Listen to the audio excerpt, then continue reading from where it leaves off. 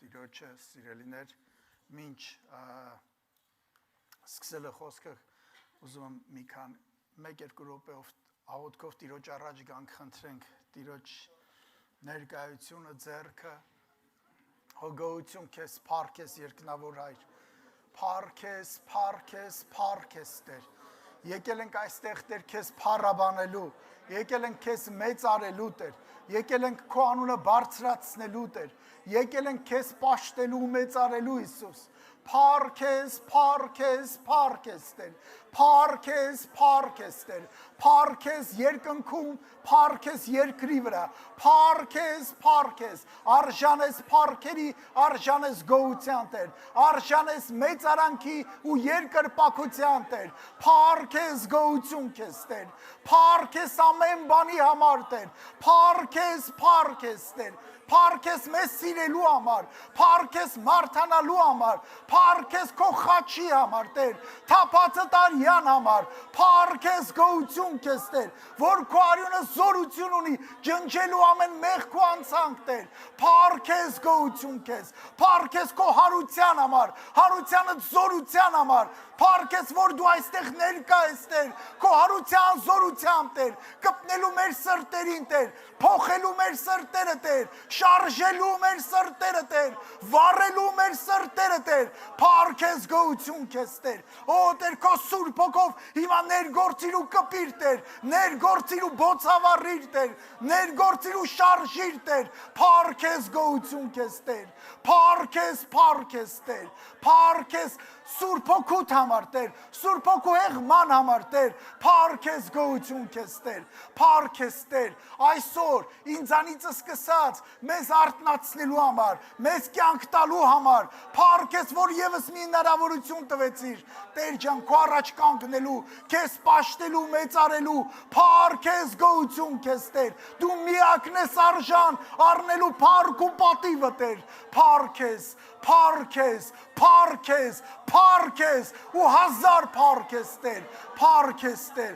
լցրու այս վայրը Տեր, քո սիրով Տեր, լցրու այս վայրը քո ներկայությամբ Տեր, օ Տեր Հիսուս աղոթում ենք ու խնդրում ենք Տեր, որ դու իջնես քո հոգով Տեր Հիսուս, փառքես Տեր, փառքես Տեր, փառքես Տեր, փառքես Տեր, փառքես Տեր, ներգործիր ու խոսիր Տեր, ներգործիր ու առաջնորդիր Տեր, փառքես Տեր, գոհություն քեզ Տեր, արքո ձեռքերի մեջ բոլոր խոսողներին Տեր, արքո ձեռքերի մեջ լսողներին Տեր, արքո ձեռքերի մեջ մեզանից ամեն մեկին Տեր, ու օգտագործիր քո փառքի համար, որ դու մեծարվես ու փառավորվես Տեր, փառքես, փառքես, փառքես, փառքես Տեր, փառքես Հայր, փառքես Որդի, փառքես Սուրբ Հոգի, հալելույա, ամեն, հալելույա,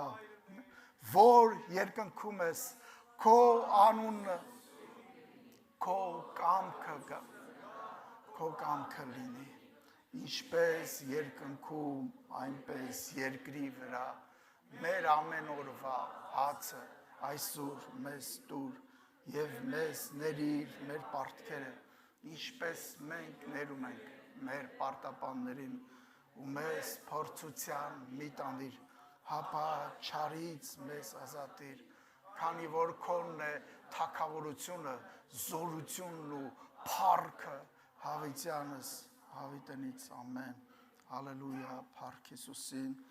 կարող եք նստել, հալելույա, հալելույա, հալելույա, քանի որ այսօր ուրեմն բացառիկ օրը մայրերի տոնն է, այսօր ուրեմն շնորհավորում եմ բոլոր մայրերին, այս հրաշալի տոնի կապակցությամբ, հալելույա, հալելույա, փառք մեր Տիրոջը, իսկապես հրաշալի տոնը, ես ուրեմն հիշում եմ, թե ինչպես, ուրեմն երբ արդեն ինչ ասեմ, երբ որ ինչ-որ բան հասկանում էի ու ի վիճակի էի գիտակցել կամ հիշել այդ տարիներին, ուրեմն հայրս միշտ ծառայությունների մեջ էր լինում էր ժամանակ, որ շաբաթով, 2 շաբաթով տուն չէր գալիս ու այդ ամբողջ ընթացքում, ուրեմն այդ ժամանակ դեռ 3 եղբայր էինք և ոնց որ մայրս էր հոգսը, ընտանիքի հոգսը, ծանրությունը, դժվարությունը քաշում և ինձ համար կարծես իմ մայրը եղել է, ինչ ասեմ, այդ ոնց որ թե իմ հոր կողքին Տիրոջ շնորհով կանգնած իր ծառայությամբ, ընտանիքի հոգսը քաշելով, կարծես այդ ընթացքում, երբ հայրս ծառայությունների մեջ էր տարբեր քաղաքներում, չգիտեմ, շրջաններում, այդ իր հովության ժամանակ, ուրեմն մայրս էր ոնց որ տան այդ ընթացքում եւ հայրը եւ մայրը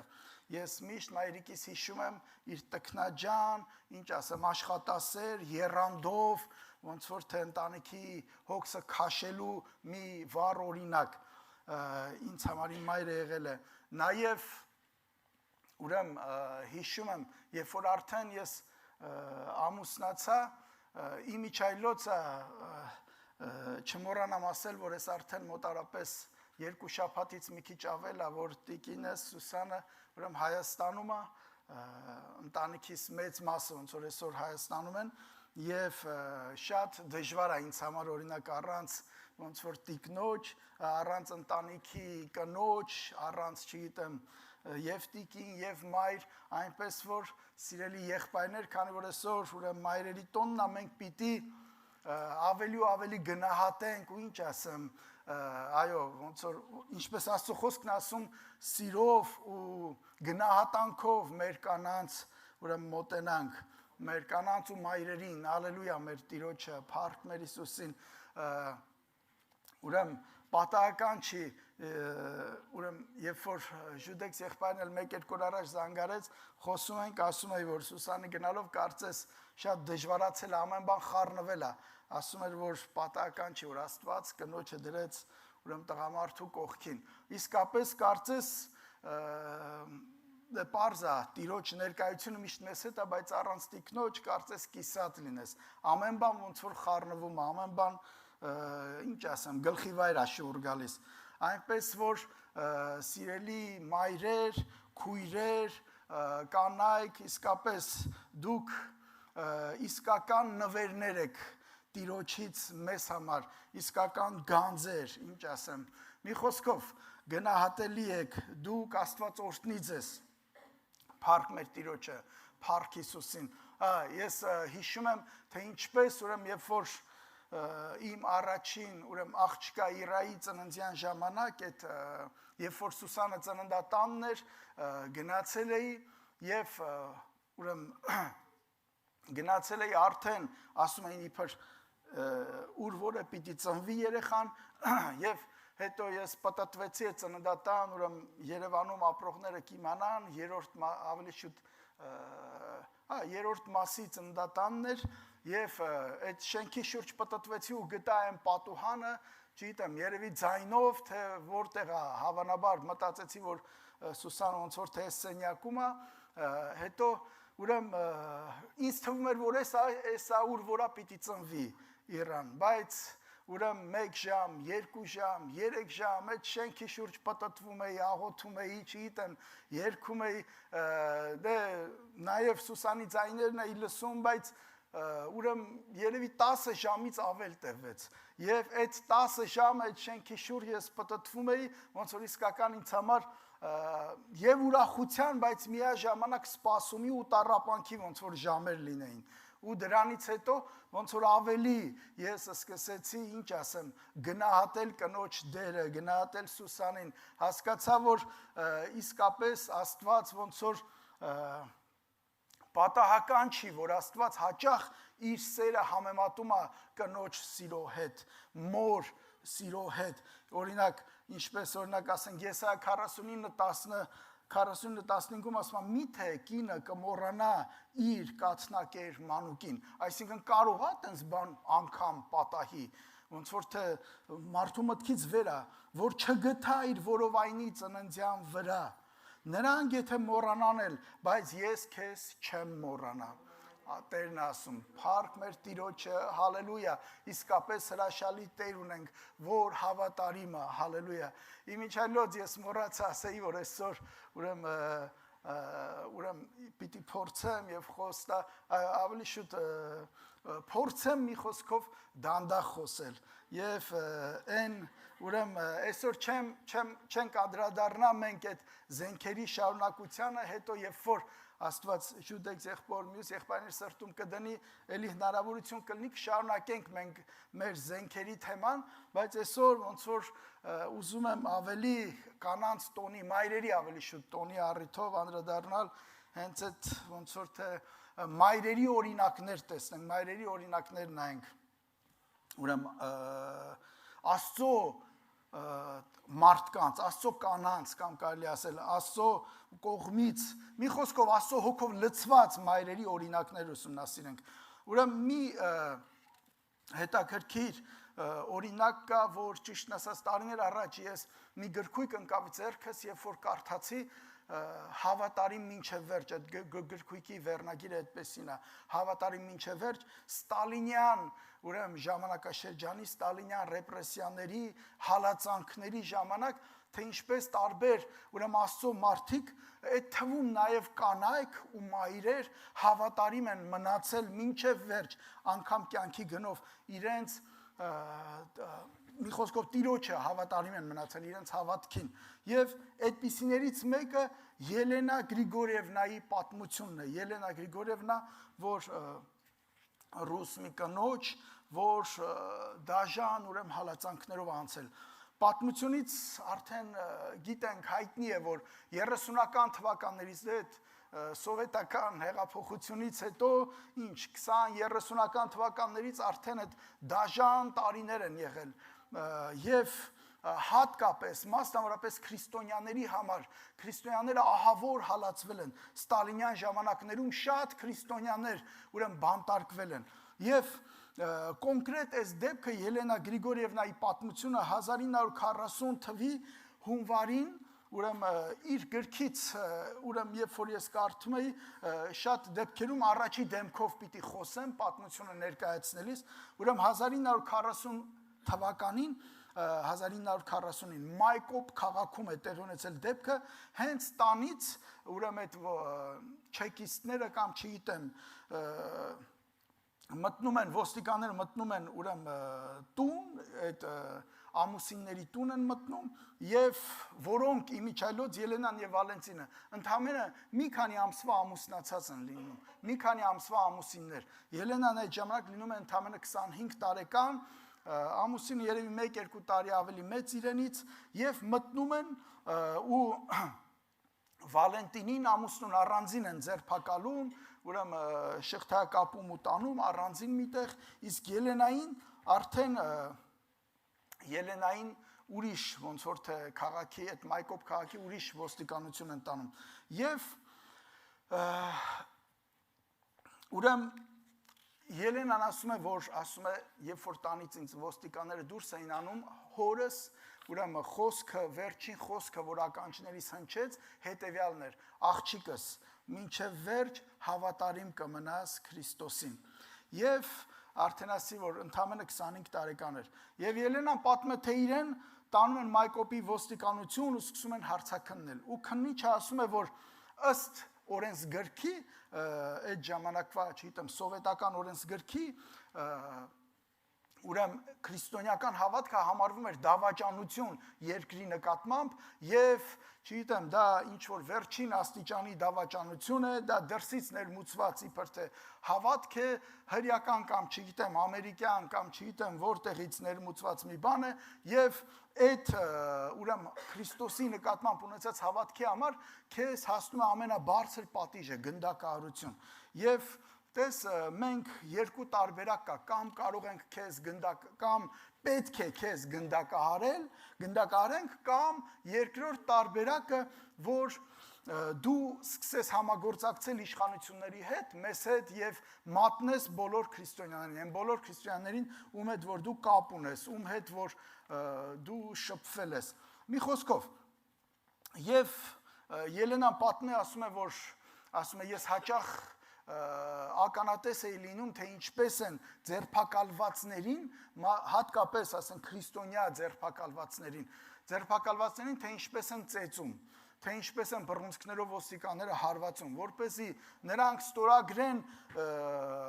ուրեմն հանցանքների տակ, որոնց հետ բոլորովին կապ չեն ունեցել։ Եվ ասում է ամեն անգամ, երբ որ հերթը հասնում էր ինձ հարցաքննության, ասում է ես ամեն անգամ ոստիկաններին, որովհետև ժամանակ առ ժամանակ փոխվում էին, հիշեցնում էի, ասում էի, որ խնդրում եմ, ես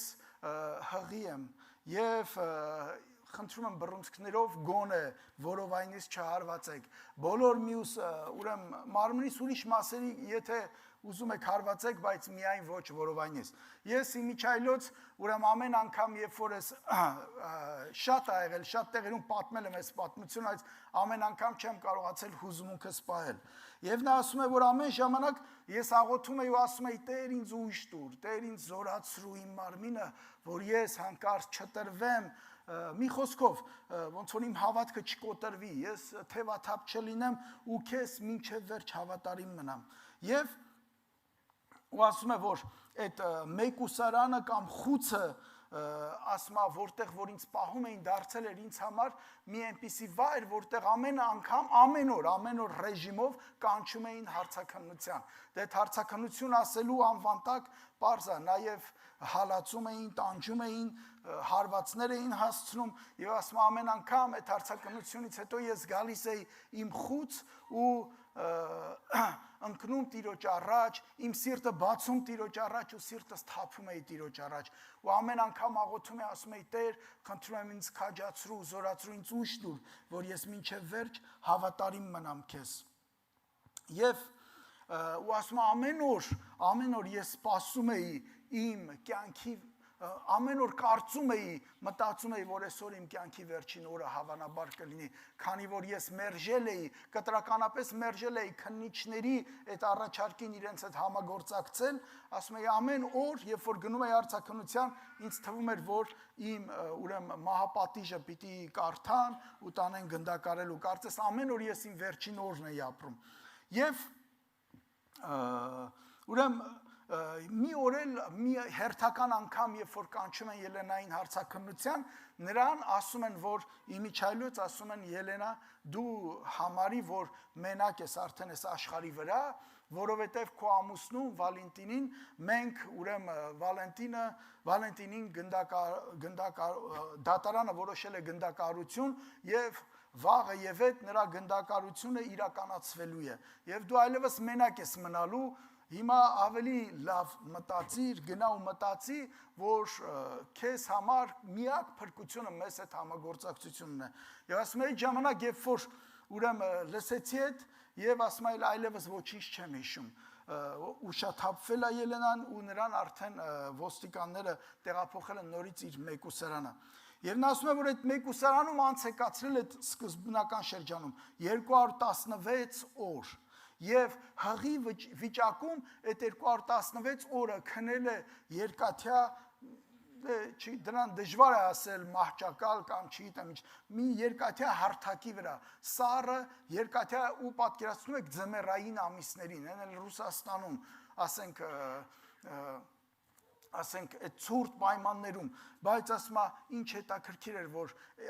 այդ վիճակում Աստված ինձ պահում էր, Աստված ինձ ջերմացնում էր, Աստված ինձ քաջացնում էր։ Եվ 1940 թվականի օգոստոսի 9-ին, ասում է, ինձ տեղափոխեցին արդեն ընդհանուր ոնց որ խուց կամ բանտ ավելի մեծ, համատաբար մեծ, որտեղ էլ ուրեմն տեղի ունեցավ իմ դատը։ Եվ ես դատապարտվեցի 5 տարվա խստացված ռեժիմով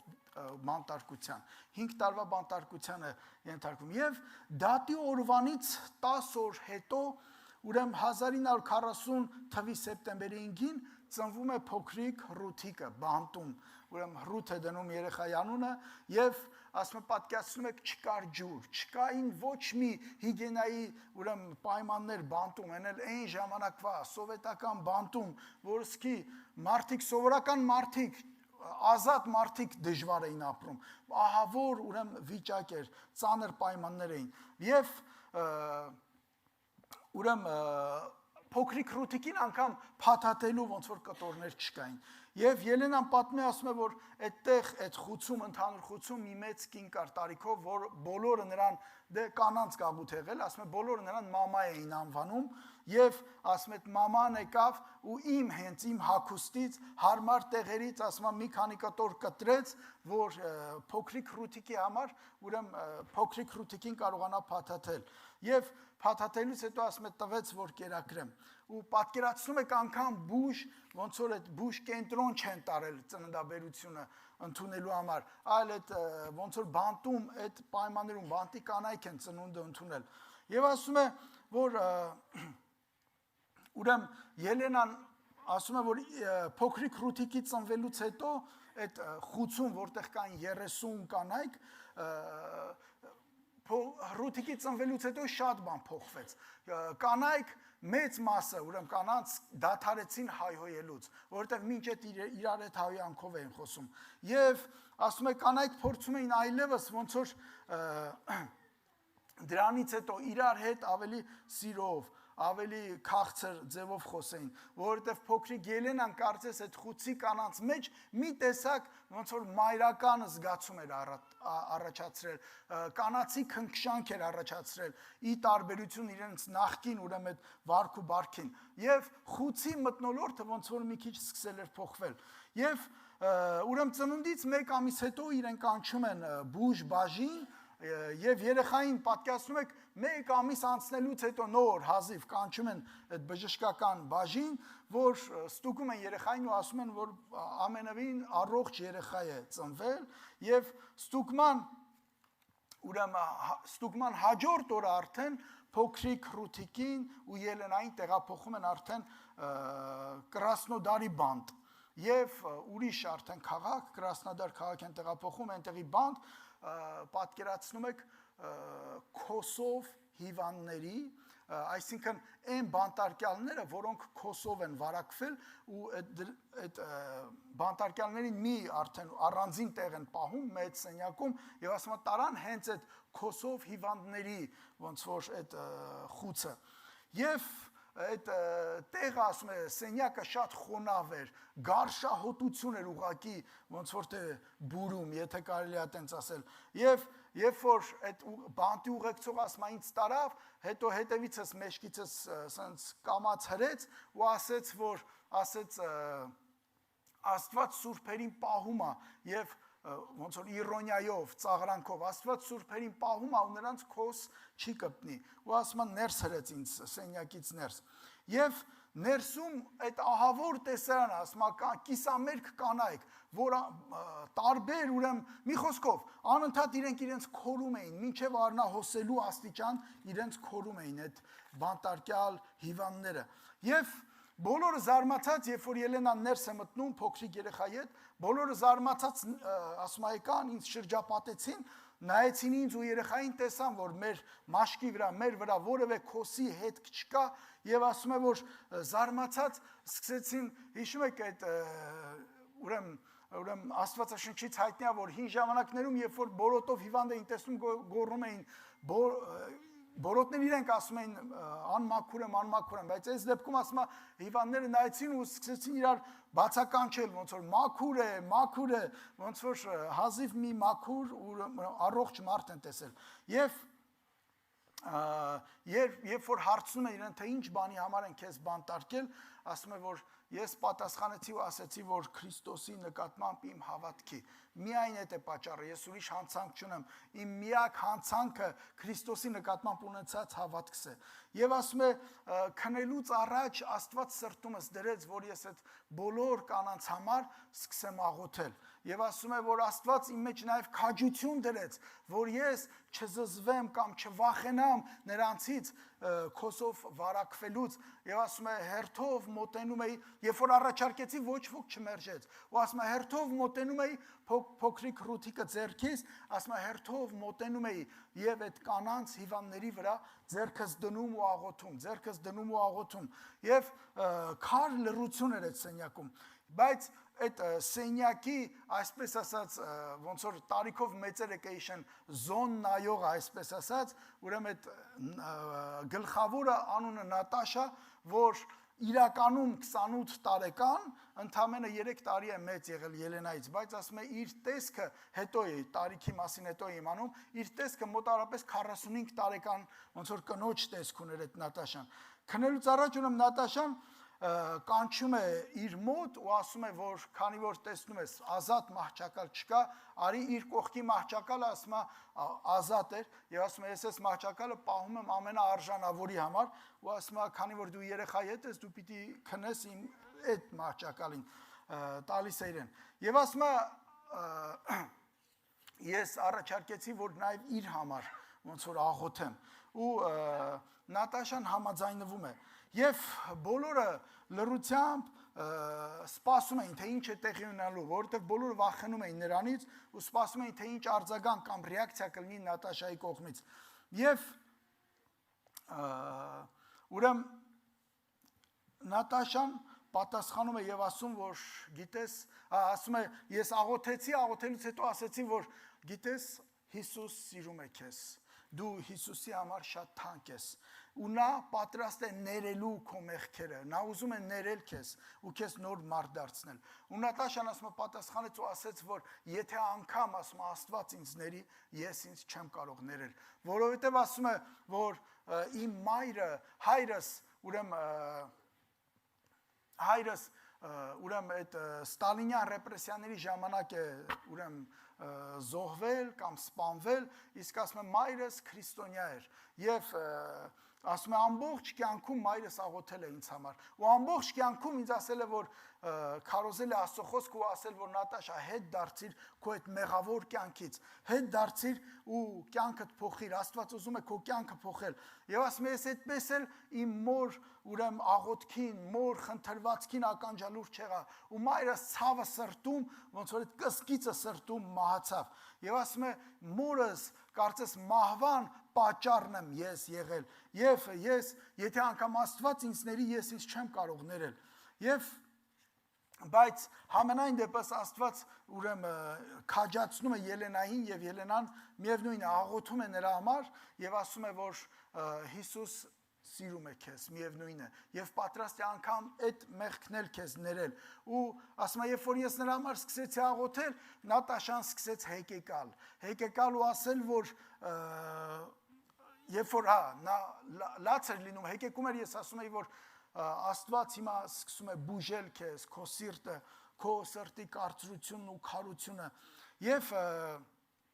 Դրանից հետո ասում է հաջորդ առավոտից հետո ոնց որ այդ խուցում նույնպես կարծես հետաքրքիր մթնոլորտ էր եւ Աստված ինձ զորացնում ու քաջացնում էր ու ամեն օր ես ուրեմն աղոթում էի այդ կանանց համար ու ամեն օր Աստծո խոսքն էի վկայում ապաշխարության Քրիստոսին դառնալու մասին էի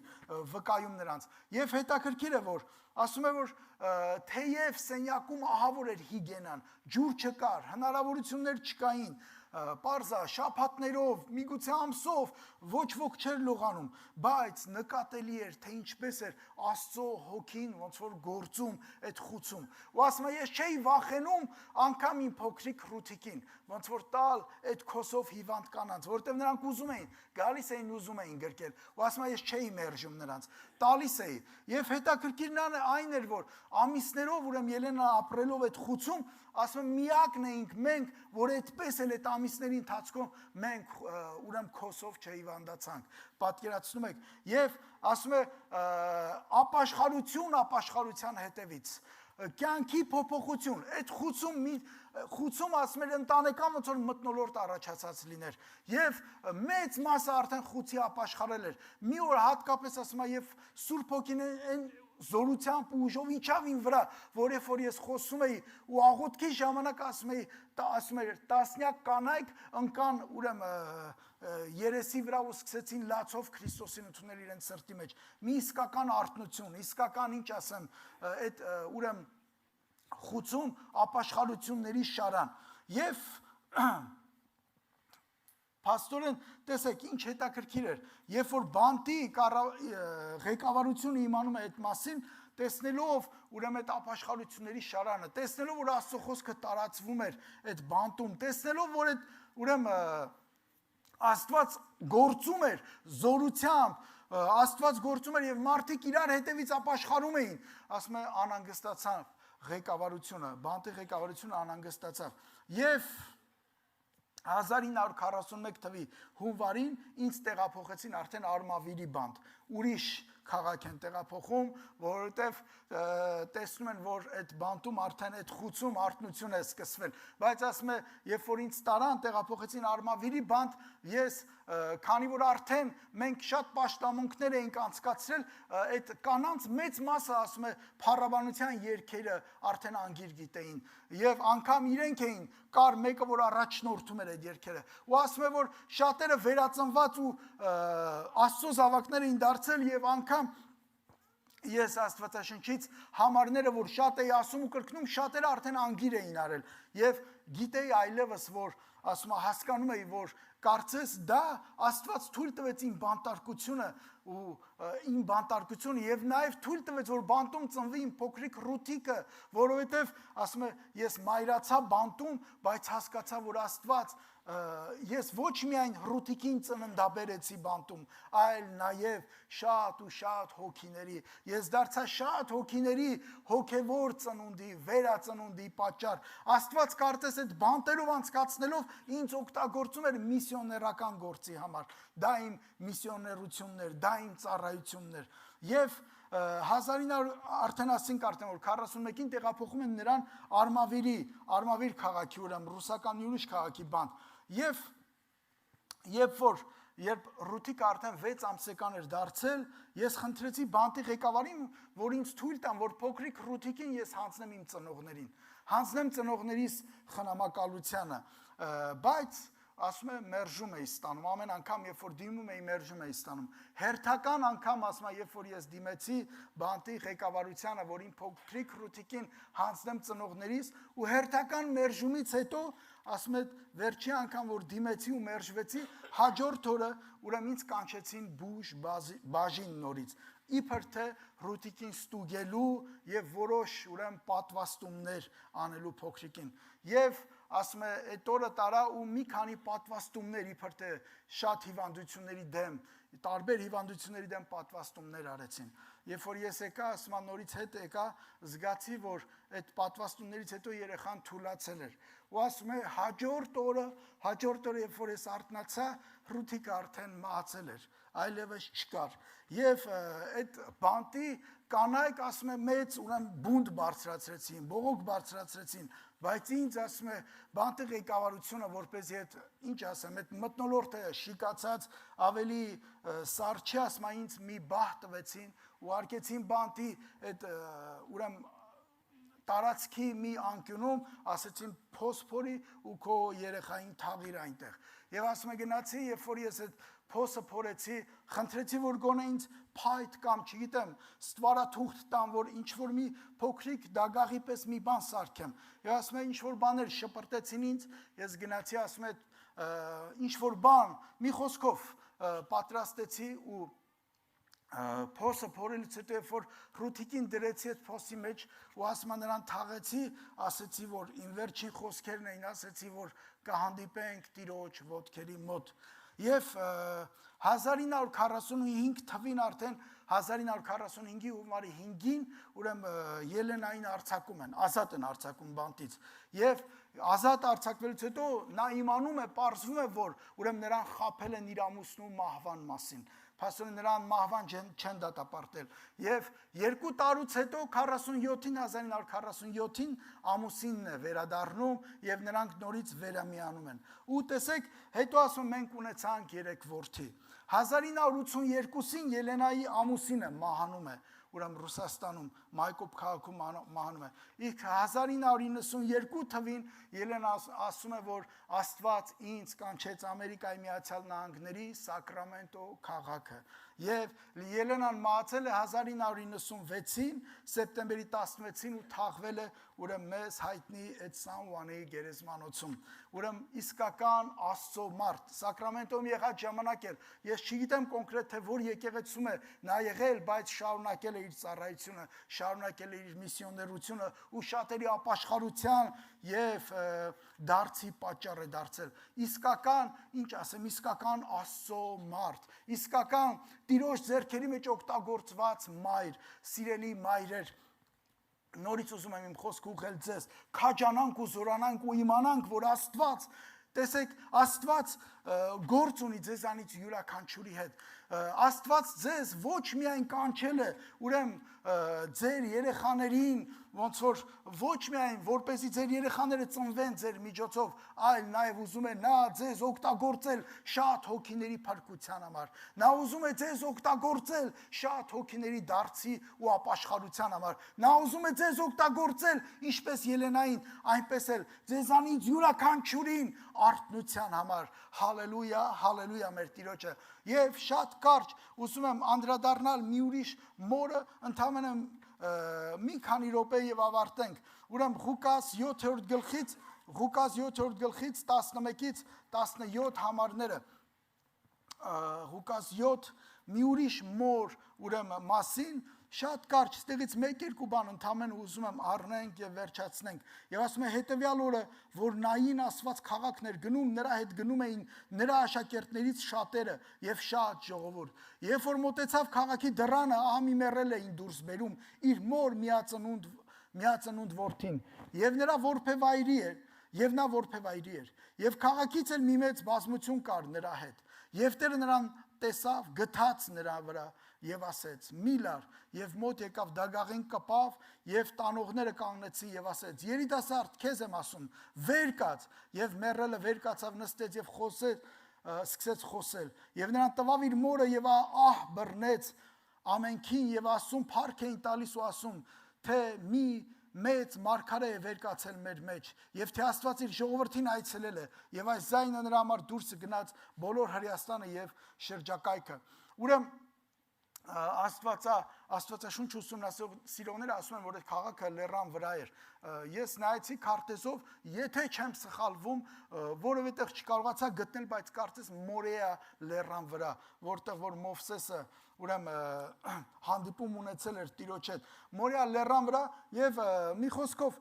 ներեցեք թե Աբրահամը, որ Աբրահամը իր Իսահակ որդուն տարավ զոհաբերելու։ Կարճ ասած, բարձունքի վրա է, լեռան վրա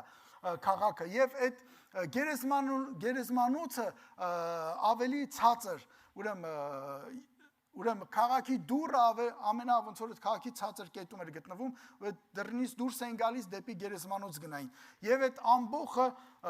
ուրեմն այս կնոջ հետ եղած ամբողը, ուրեմն լեռան վրա եղող քաղաքից իջնում էին դեպի գերեզմաններ, դռնից դուրս գալու համար։ Իսկ Քրիստոս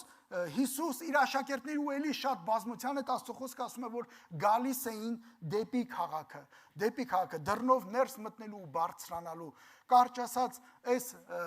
մահացած, ուրեմն միակ իր որդին մահացել էր ու մահացած այդ մեռելին կրող ամբողը իջնում էր քաղաքից, իջնում էր դեպի գերեզմանները։ Եվ այդ հանդիպումը տեղի ունեցավ դռան մոտ։ Ինչ հետաքրքիր է, սիրելիներ, սիրելի մայրեր հատկապես, նաև եղբայրներ, հաճախ Աստված, տեսեք, երբ որ մեզ թվում է, թե մենք հասել ենք ինչ-որ մի բարձունքի, հաջողության, հաճախ Աստված կարող է թույլ տալ մեր կյանքում դժվարություններ, նեղություններ կամ անգամ մենք մեր ցանկություններից, ինչպես Աստծո խոսքն է ասում, ոնց որ դրդված, կարող ենք ենք փորձությունների մեջ եւ Աստված թույլ է տալիս այդ ամենը, որպեսզի մենք սկսենք իջնել։ Ու ինչ հետաքրքիր է, այդ իջնելու ճանապարհին հանդիպում տեղի ունեցավ։ Եվ եթե հիմա մեզանից որևէ մեկը եկել է այստեղ ու իրեն թվում է, թե ինքը այդպես իջնում է, իր կյանքի այդ վայրեջքի, իր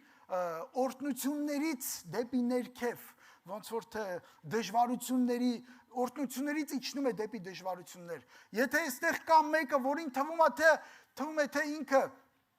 իր հավատքի, ինչ ասեմ, հավատքի բարձունքից մի շրջան է իր կյանքում, մի այնպիսի դժվար շրջան, որ իջնում է, ուրեմն փորձությունների ու հոգևոր ալեկոծությունների, ուրեմն հովիտն է իջնում։ Իմացիր, որ կարդում ենք, որ շարունակության մեջ ասում է, որ դռան մոտ հանդիպեցին։ Իմացիր, որ երբ որ հասնես այդ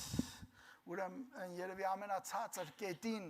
իմացիր, որ այնտեղ հանդիպում կա։ Ես չգիտեմ ստեղ մեզանից ով կամ ով ինչ վիճակով է եկել այստեղ, ով ինչ դժվարության ու նեղության մեջ է եկել այստեղ, ում սրտում ինչ կսկիծ ու տխրություն ու ինչ ասեմ, պրոբլեմ ու ցավ կա։ Ես չգիտեմ ով է ոնց որ իր սիրելին կամ իր օրհնությունը կորցրել։ Ով է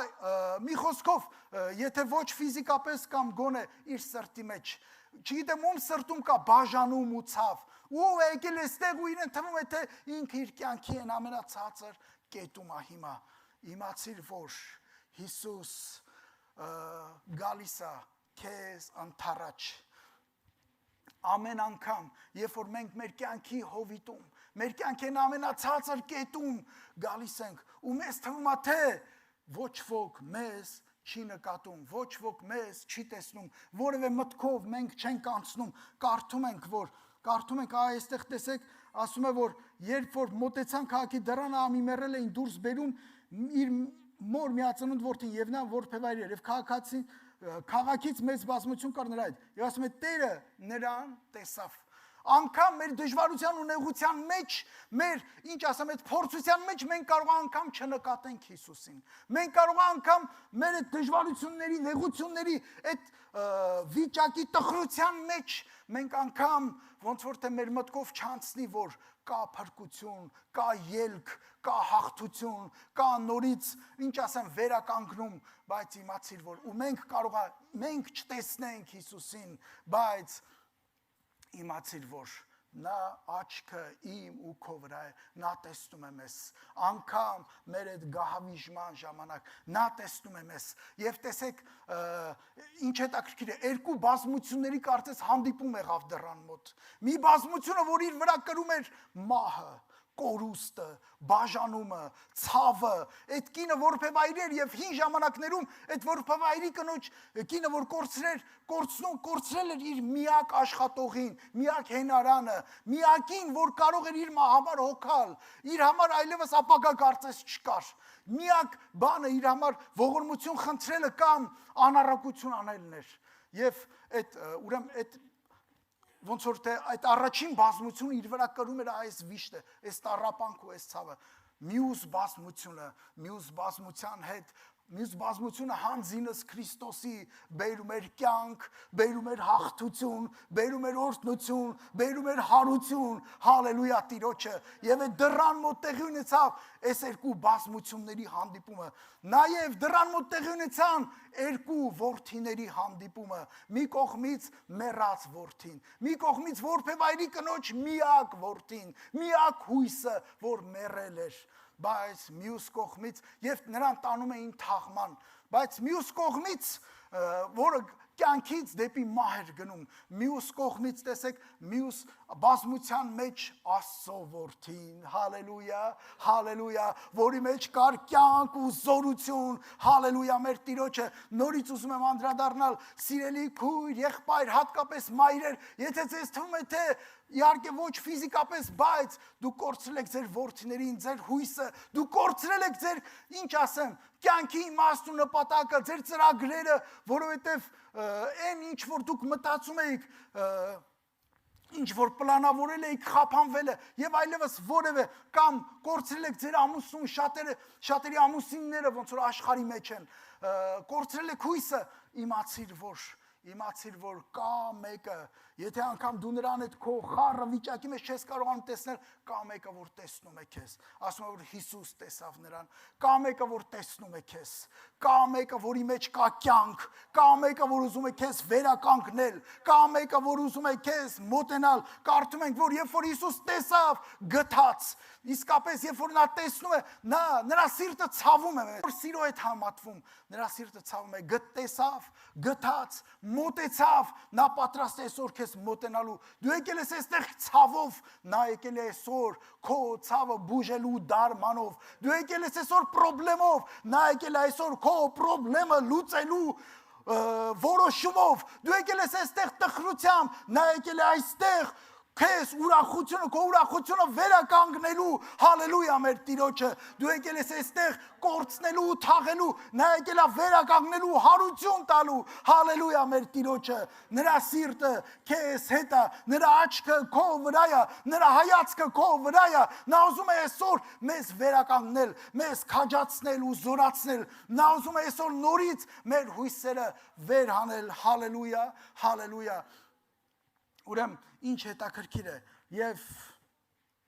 քաջանանք ու զորանանք ինձանից սկսած սիրելի եղբայրներ, քույրեր,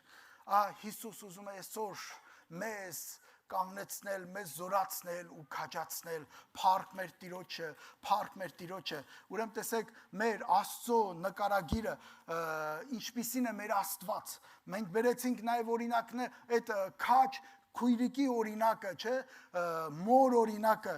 Աստված ուզում է այսօր նաև, տեսեք, իր եկեղեցին դարձնել մի յուրահատուկ, ինչ ասեմ, Աստված ուզում է ինձ ու քեզ, մեր միությունը, չէ որ եկեղեցին կենդանի քարերն են, ուզում է մեզ դարձնել մարդկանց ապաշխարության ու ծնունդի պատճառ, Աստված ուզում է մեզ օգտագործել շատերի վերածնունդի համար, Աստված ուզում է այսօր իր եկեղեցին, չէ որ եկեղեցին էլ Քրիստոսի հարսն է, մենք կանչված ենք այսօր, նա ուզում է մեզ քաջացնի, զորացնի, վերականգնի, որ մենք էլ մեր հերթին, որ մենք որպես եկեղեցի ուրեմն դառնանք պտղաբեր ու դառնանք որդիներ բերող ու դառնանք Տիրոջ համար պտղաբեր հարսնացու, հալելույա, հալելույա, տեսեք ինչ մեծ կոչման ենք մենք կանչված, հալելույա Տիրոջը, եկեք սիրելիներ, քանի որ ժամանակը լրացավ, եկեք կանգնենք աղոթքի մի կարճ աղոթքով Տիրոջ առաջ գանք ու վերջացնենք, փառք քեզ, գոհություն քեզ, մեծարան քեզ, երկնավոր Հայր, եկել ենք քո առաջ, փառք քեզ, փառք քեզ, փառք քեզ, մեր Տեր ու Թագավոր, մեր Փրկիչ, մեր հզոր Աստված, փառք քեզ հարության Աստված, փառք քեզ, որ դու հարություն առար ու ներկա ես այստեղ քո հարության զորությամբ Տեր, փառք քեզ, ինձանից սկսած ներգործիր, քաջացրու, զորացրու Տեր, վերականգնիր Տեր, տուր որ իսկապես մենք մեր հավատքը, մեր Տեր Հիսուս, մեր Տեր ջան, վստահությունը քո նկատմամբ չկորցնենք, փառք քեզ, գոհություն քեզ Տեր, քաջացրու, զորացրու, բոցավառիր ու վառիր Տեր, փառք քեզ Տեր, Հիսուս Քրիստոսյանով քանդում եմ սատանա ամեն կապանք Հիսուսի անունով, ամեն կործանում Հիսուսի անունով, ու մեղքի գերություն քանդում ենք Հիսուսի անունով, անհավատություն Հիսուսի անունով, մեր ոտքերի տակ, փառք քեզ, գոհություն քեզ Տեր, փառք քեզ Տեր, փառք քեզ Տեր, փառք քեզ Տեր, քաջացնում ես քեզ վստահելու ու հոժարեցրու նաև մեզ Տեր, որ մենք քո ձեռքերի մեջ օգտագործվենք, որպես պտուղ բերող, որպես որդիներ ծնող, քո իսկական քեզ արժանի հարսնացու Տեր, փառք քեզ, գոհություն քեզ, երևա փառավորվիր ամեն բանի մեջ Հայր, փառք քեզ, պաշտամունքի մնացած ընթացքը շարունակիր դու Տեր ջան, լցնել ու օրհնել ու փառավորվել Տեր, փառք քեզ Հայր, Որդի եւ Սուրբ Հոգի, հալելույա, ամեն։